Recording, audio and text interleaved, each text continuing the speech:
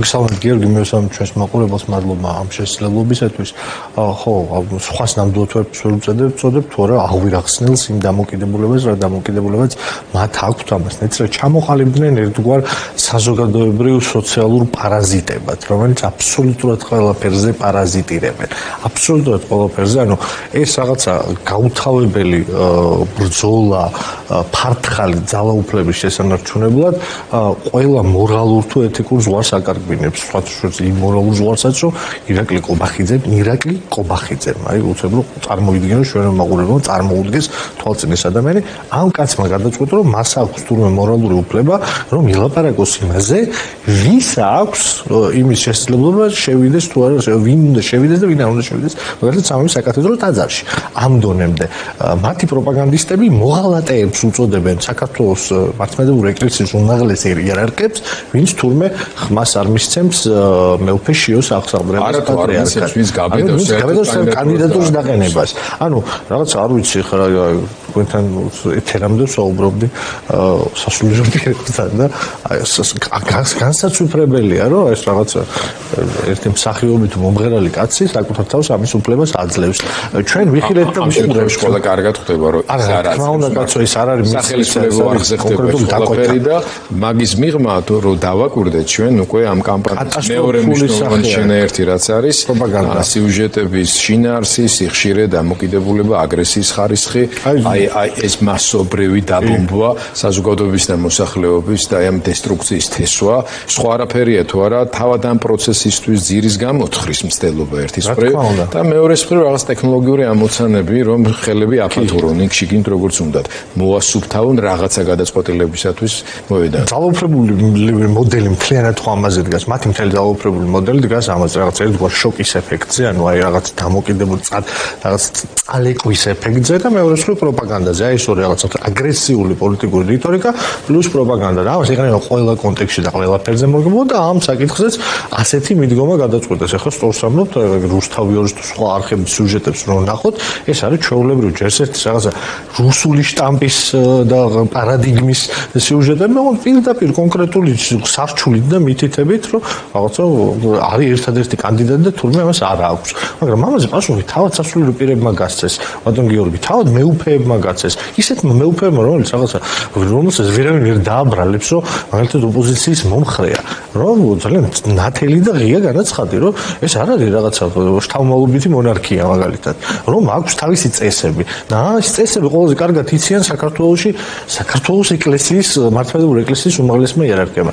მე პირადად ვარ, ძალიან ისეთი მკვეთრი სეკულარიზმის მომხრე. ჩვენ თუ არ გვინდა, რომ სახელმწიფოს საქმეში და სწორია, ეს არ არის რაღაცა სურვილი, ეს არის მრავალ საუკუნიანი ისტორიიდან დასკვნის გამოტანის შედეგი, რომ დასკვნა გამოიტანო, რომ ეკლესია როდესაც სახელმწიფო საქმეში ერევა არ არის კარგი და სახელმწიფო როდესაც ეკლესიაში არ არის კარგად არ ვთავდება. თქვენს პოზიციას რა თქმა უნდა მნიშვნელობა აქვს, მაგრამ საზოგადოებაში შევახსენებთ, რომ კაფიოს სეკულარიზმის მთავარი მებაირახტრე იყო მისი უწმიდესობა კათოლიკოს პატრიარქი ილია მეორე. რომელსაც ნებისმიერი მცდელობა სახელმწიფო რელიგიის სტატუსის შემოტანისა ძალიან მყარად, მკვეთრად და მკაფიოდ შეაჩერა. ეს მცდელობები სხვათა შორის ქართული ოცნების მხრიდან იყო ბოლო ეტაპი. ერთ-ერთი ყველაზე მძიმე მცდელობა იყო ქართული ოცნების მხრიდან. იყო საუბარი, ის იყო ოფიციალური რელიგიის, დომინანტური რელიგიის სტატუსების გარშემო საუბრები, რომელიც სულ სხვა თემა იყო, მაგრამ სახელმწიფო რელიგიაზე იყო ოცნების მხრიდან. ეს იყო საუბარი პირდაპირ ხელის დადებას. უნდა მის უწმიდესობას რისთვისაც მიეღწია. ამას ძალიან სერიოზული შრომა, მუშაობა დაჭირდა და აქედან იშვა კონკორდატი, შეთანხმება სახელმწიფოსა და ეკლესიას შორის და ეს არის ის ჩარჩო, ფუნდამენტი, რომელზეც დგას ეს ინსტიტუციური ბალანსი. ამიტომ ყველას ინტერესია, რომ აი ამ ინსტიტუციური ავტონომიის ფარგლებში, მშვიდ გარემოში ადამიანებმა, სინოდის წევრებმა, გაფართოებული საეკლესიო კრების მონაწილეებმა მიიღონ ის გადაწყვეტილებები, რომელიც ყველაზე მეტად წაადგება ეკლესიას, საქართველოს მომავალს და ასე ვთქვათ, ხელს არ შეუშლის სულიც სწორედ მაგ შეუშლის. ჩემს კონკორდატი არის სწორედ იმ და უკვე ტერილკური საკითხები, რაც ჩვენ ვერ ვისაუბრებთ. არ არის ხო, მე ყოველთვის ველიდები ხოლმე ამის საჯარო საუბარს. რის თქმა უნდა, სწორედ კონკორდატი არის აი ქართული მოდელის, ხო, ერთგვარი სეკულარიზმის ქართული მოდელის, იმ მოდელის, რომელიც აღმოსავლეთ ეკლესიაში ზოგადად მიღებულია, ხო, არ არის ხა ჩვენ აღმოსავლეთ ეკლესიას გამორჩევა იმითი, რომ მაშინ ასეთი მკვეთრი გამიჯნურებული დასავლეთში არის ფაქტობრივად შეუძლებელია, იმიტომ რომ ძალიან მნიშვნელოვან როლს თამაშობს მართლმადიდებლური ეკლესია ჩვენ სახელმწიფოში. კონკრეტულად სწორედ ეგ ჩარჩოა, რომელიც თავარი პრინციპი დგას იმაზე, რომ აი ჩაურევლობა პირველ რიგში ასეთ საკითხებში. რატო გიორგი ამას ხო არ აქვს რაღაცა ესე დოგმატური პრინციპიდან არ გამომდინარეობს. მარტივი ლოგიკის ამბავია. საქართველოს კათოლიკოს პატრიარქი უნდა იყოს საქართველოს მოქალაქეების აბსოლუტური უმრავლესობის. უკლებლი ყველა ქართული მართლმადიდებლების პატრიარქი. უკლებლი ყველა საქართველოში და საქართველოს ფარგლებს გარეთ აბსოლუტურად ყველა კონტინენტზე დედამიწაზე. ის უნდა იყოს გამაერთიანებელი ფიგურა ქართული სულიერების წარმომადგენელი. ვერ იქნება ვერავინ ამას ვამბობ ცალსახად. კიდევ ერთხელ გავიმეორებ, რომ ჩემთვის ბევრად უფრო სწორი პოლიტიკური პოზიციონება იქნება, რომ საერთოდ არ ელაპარაკონ პოლიტიკოსებმა ეკლესიაზე და დაუთმონ დღეს აი ესეთი მნიშვნელოვანი მომენტი სინოდს რომ გადაწყვეტილება მიიღოს, მაგრამ ერთი პოზიცია ცალსახად უნდა დავიფიქსირო. არავინ არ უნდა დაიჯეროს ამ ილუზიის, რომ შესაძლებელია ვინმე ავიდა საქართველოს პატრიარქის ტახტზე, იმ ტახტზე, რომელიც აი ეხლა ხან დატოვა კათოლიკოს მეორემ და გახდეს საქართველოს ნაწილის პატრიარქი. ეს არის შეუძლებელი. ვერავინ ესეთი ვერ იქნება. ამიტომ ამ ამოცანიდან უნდა გამოვიდეთ. იქნება ეს მოსაყდრე მეუფე შიო თუ ნებისმიერი სხვა ჩემთვის ძალიან პატივსაცემი მაღალი იერარქი, ყველას ეს აქვს გათავისებული. და ქართულმა უცნებამ უნდა გაითავისოს. აი ის სიმახინჯე, პირდაპირ სხვა ეპითეტსაც გამოვიყენებ, ვულგარული სიმახინჯე, გიორგი, რაც დავინახეთ მცდელობაში, რაც ჩვენ დაკვირვება კი არ არის პროპაგანდაში გამოშჭვიოდა ეს ყველაფერი, აი ეს მცდელობა პრივატიზების, რაღაცა ოჯახურ პანაშვიდად გადაქცევის საერთო ეროვნული გლოვის. აი ამ მომენტის, რომელიც ერთის მხრივ არის ამხელა ტრაგედია, ამხელა ტკივილის მომენტი უმრავლესობა ქართველებისთვის, აბსოლუტური უმრავლესობის, მაგრამ ამავდროულად ძალიან ამაღლებული მომენტი, როდესაც დავინახეთ, რომ აი კი მართლმადიდებლური ეკლესია არის შედგა იმ ინსტიტუციად, იმ სახელმწიფო ბურჯეთ, რომელიც მოახერხა გაერთიანებინა. რომ ილია მეორე ასეთი ადამიანი იყო, ის ამას აშენებდა. ის აშენებდა ქართულ ეკლესიას, ქრისტეს ეკლესიას საქართველოში, გამაერთიანებლად ქართული ხალხის. და სანამ ჯანმრთელობა ამისთვის ხელს უწყობდა, გიორგი, შენ ამის თანამონაწილე ხარ, ის ყოველთვის მნიშვნელოვან პოლიტიკურ როლსაც თამაშობდა ამ ქვეყანაში. იმისა, რომ თავად მისი უწმინდესობაც ბევრზე უკეთესად ხედავდა ნაკლოვანებებს, როგორც ინსტიტუციას. ქონდა და შეუძლებელია რომ არ ქონოდა ადამიანების ორგანიზებული ერთობა არის, სხვაობით ეკლესია. იქნებოდა ეს მისი შესწავლები თუ ზოგადად ინსტიტუციის შესწავლები იყო ესეთები, მაგრამ ფინალი იყო მნიშვნელოვანი. მაგრამ თავად ეს ფინალიც აი ამის თქმა მინდოდა და სხვა თემაზე გადავიდეთ. ეს ფინალიც მისი უწმინდესობის ასე წასვლაც იძლეოდა იმის შესაძლებლობას, რომ იმ ხარვეზების გამოსასწორებლად გადადგმულიყო ნაბიჯები. თავად ილია მეორე მოგცა ეს შესაძლებლობა და მართლა ძალიან სამწუხაროა, რომ დღეს ამ მომენტში ჩვენ აი ასეთი ტიპის ხელისუფლება გვყავს, რომელიც ამას არათუ ვერ ხედავს, რამე სრულად საწინააღმდეგო მოძრაობით მიმართულებით. ეგ მართლა ტრაგედია, მართლა გულწრფელად. თქვენი პოლიტიკური ძალის დამოკიდებულებას გასაგებია ამ გაგებით სრული პოლიტიკური შეშფოთებულები ვართ და ამიტომ ამ ხრივ აღარ გვაქვს დაუბრუნდეთ დღევანდელი თქვენი ბრიფინგის თავარ თემას. იმდენად სხვა თემები იმდენად დომინირებს, ასე თქვა დღის ეს რიგში, რომ შეიძლება ვიღაცისთვის მოულოდნელი იყოს აი პოლიტიკური პარტია რატო ატარებს ამაზე სპეციალურ ბრიფინგებს. პირველ რიგში მაინტერესებს რამდენად სერიოზული აუცილებლობა არსებობს ახლა საჯაროდ ამაზე საუბრის, ვისვე საუბრებით და რისი იმედები გვაქვს, რომ ამ საფრთხეების განეიტრალებისკენ ნაბიჯები შეიძლება გადაიდგეს. რას ეძღვნებოდა თქვენი ეს ბრიფინგი? გიორგი, მე ვთვლი, რომ ეს საკითხი მიუხედავად იმისა, რომ ძალიან ბევრი მნიშვნელოვანი ეგზისტენციალური საკითხი არის დღეს პირველადი პრიორიტეტი ქართული საზოგადოებისთვის, ეს მგონია, რომ ძალიან მნიშვნელოვანი საკითხია, იმიტომ რომ ძალიან სახიფათო სურათის წინაშე ვდგევართ. ჩვენ როდესაც ვლაპარაკობთ რეგიონში კონფლიქტებზე და იმაზე, რომ რეგიონში არასტაბილური ვითარება არის, ამას არ ვლაპარაკობთ იგივე კონტექსტში, რაც ქართული ოცნება აყავს. ქართული ოცნებას უნდა რომ შეფუთოს რაღაცა პროპაგანდისტულ ჯოჯოხეთად, ჩვენ ვამბობთ უბრალოდ რეალობას. რეალობა არის ესეთი, რომ ჩვენს რეგიონში შეერაღებულმა კონფლიქტმა გამოიწვია საწვავის ფასის გლობალურ ბაზარზე ზრდა, რაც პირდაპირ აისახა ჩვენთან სამომხმარებლო საწვავზე, ხო, ბენზინზე, დიზელზე ფასების ზრდით. თუ ეს უკვე თვალნათილ ჩანს აბსოლუტურად ყველა ბენზოგასამართ სადგურზე, ფასები სავალალო ნიშნულზე ავიდა, პირდაპირ ვთქვათ, ზრდა მოხდა რაღაც 3 ლარიდან საშუალოდ 10 ან 60 თეთრით სხვადასხვა კატეგორიებში. 60 თეთრით გაიზარდა საწვავის ფასი ყველაზე ესეთ ძვირადღირებულ კატეგორიაზე, რაც ძალიან ცუდი ტენდენცია არის 2-3 კვირისთვის, რაც ნიშნავს და პროგნოზები მომents 4 ლარის ნიშნულსაც შეიძლება გადაცდეს.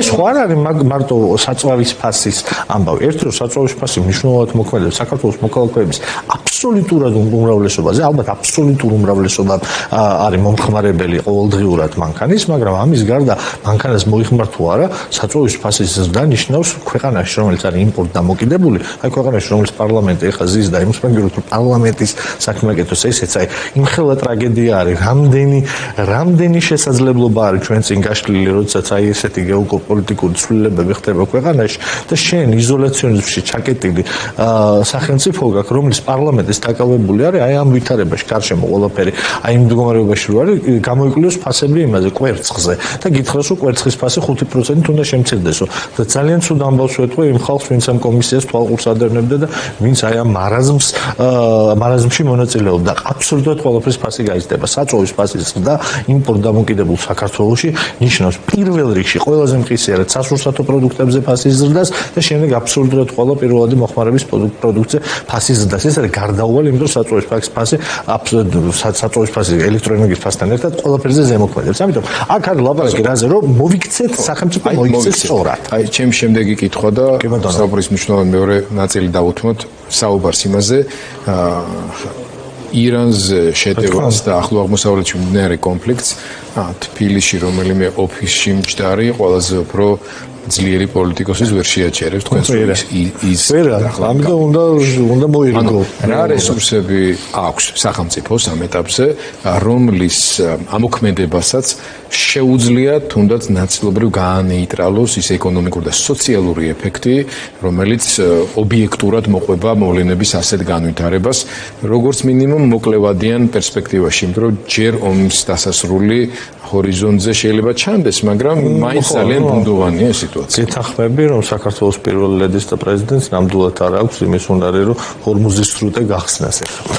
მაგრამ კობახიძეს აქვს იმის შესაძლებლობა და კონკრეტული ბერკეტები იმისთვის, რომ საქართველოს მოქალაქეებმა ხვალ საკუთარ ჯიბეზე არ იგრძნონ ის გაღარიბება, რა გაღარიბებასაც გამოიწვევს ფასების ზრდა, ინფლაციის შესაბამისად ინფლაციის მატება და რასაც გამოიწვევს საწვავზე ფასის მატება. ეს ორი ინსტრუმენტი მაგალითად არის ისეთი ინსტრუმენტები, რომელიც პირველ რიგში მაგალითად ვახსენებ უნგრეთს, იმიტომ რომ მათი ერთ-ერთი საყვარელი სამაგალითო ქვეყანა არის, უნგრეთმა მიიღო ასეთი ზომები, ხორვატიამ მიიღო, აგერ ერთ-ერთი ბოლოს არამ თქვენთან მოვიდოდი იყო პოლონეთი, სადაც ვნახე ამ ზომების შესახებ, სამხრეთ კორეა, ბევრ ქვეყანაში, ანუ ზომა არის მარტო ორი მიდგომა იყო. ერთი არის, რომ საწვავის აქციზის დროებით გაუქმება, დროებით შეჩერება, ან ძალიან დაბალ ნიშნულზე დაწევა და მეორე არის დროებით ფასის ზედა ზღვის დაწესება საწვავ პროდუქტებზე, რომელსაც მოიხმარენ ჩვენი თანამოქალაქეები. დროებით, მიუხედავად ფასის ცვლილების საერთაშორისო ბაზარზე, იყოს ზედა ზღვარი დაწესებული. ჩვენ ლელოში მომხრეები ვართ, რომ აქციზი იქნას დროებით შეჩერებული. ამის ეფექტი თვეში არის გიორგი დაახლოებით 60 მილიონი ლარი. 60 მილიონი ლარი თვეში იმ სახელმწიფომ, რომლის პრემიერ-მინისტრი წოდებული კაცი ამბობს, რომ აქვს აბსოლუტური ექსცედენტური ეკონომიკა და დაფრინავენ ამ მიწაზე ფეხს აღარ დგამენ და საქართველოს არის საოცარი ეკონომიკური სასწავლის ქვეყანა, აი შეუძლიათ რომ 50 მილიონი და 60 მილიონი ლარით მოუიჭირონ ძალიან მცირე დოზით კამრები და საქართველოს მოქალაქეებს შეუმსუბუქონ ის ფინანსური ნამატი, რომელიც მათ დანახარჯებში ახლა გაჩნდება საწვავის ფასის ზრდით. აი რაში ჭირდება ადამიანს ხელისუფლება, ხო? რაში ჭირდება სახელმწიფო?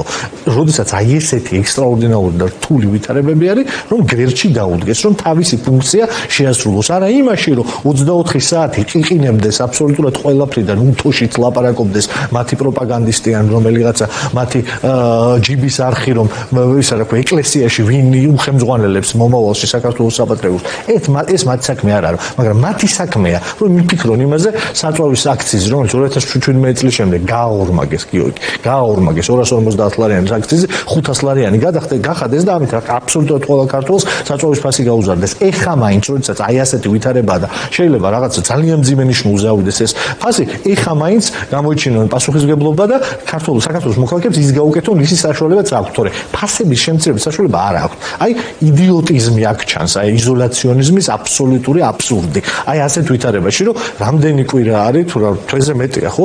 ზიან სერიოზული სახეები ბიზნესმენებს იბარებენ და სრულ სიგიჟეებზე ელაპარაკებიან იმის, რა ქვია, როდის არის მომგებიანი ღორმა ისა რა როიმშობიაროს ძროხამ მოიგოს ხმო და ქათამმა კვერცხი დადოს. ამაზე ლაპარაკობს სერიოზული ხალხი, საქართველოს მოქალაქეებს გადასახადის გადამხდელებით რო ზიან პარლამენტში ხალხის რჩეული უბრალოდ რა ამ ხელა უპატივცემულობა არის ამ ინსტიტუტის. ამაზე ლაპარაკობენ და ერთ წუთში ჩამოიშალათ ეს ყველაფერი, იმიტომ რომ გლობალური ვითარება ასეთი პატარა ქვეყანას არ აქვს. საბჭოთა კავშირი დააქცია ფასების პოლიტიკამ და ფასების მართვის საკითხმა. საბჭოთა კავშირში ბევრად უფრო ჭკვიანი ადამიანები აკეთებდნენ ამას დამერწმუნეთ ძვირფასო მაყურებლებო, ვიდრე ნინო წილოსანი და მისი კოლეგები არიან. გახსოვთ თქვენ მოგესწრო თუ არა? მე არ მომესწრო, მაგრამ მსმენია და წამკითხავს ბევრი გოს პლანზე.